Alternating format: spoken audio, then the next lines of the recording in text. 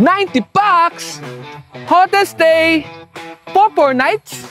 Tara, kwento ko sa iyo anong nangyari. Isang makabuluhang 4 na araw sa aming resort. Kasama ang mahigit na 90 kabataang lumahok sa Youth Development Camp ng Ibahay Full Gospel Center. Kasama din nila dito ang Ibahay MDRMO, isang programang pinangunahan ng simbahan para sa kanilang paglago hindi lang sa buhay kundi sa pananampalataya. Sa 4 na araw ng pananatili nila, kami ang nagluto ng kanilang almusal araw-araw. Habang sila naman ang naghanda ng sarili nilang pananghalian at hapunan gamit ang aming kitchen facility na nirentahan nila. Oh, tingnan mo sila, akala mo mangingibang bansa sa laki ng maleta nila. 4 nights ba naman?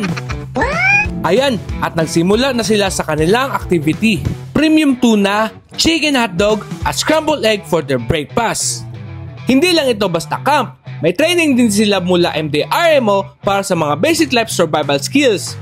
May mga aktibidad din sila sa aming pool na may temang pangkaligtasan at pagbuo ng tiwala sa isa't isa. Isa sa pangunahing bahagi ng kanilang camp ay pagsasanay mula sa MDRMO sa kanilang tamang pagresponde sa sakuna, tamang disiplina at pagtutulungan bilang isang grupo. And for their second day of breakfast, mayroon silang fried rice, chicken langgonisa, hotdog, and scrambled egg. Follow for part 2!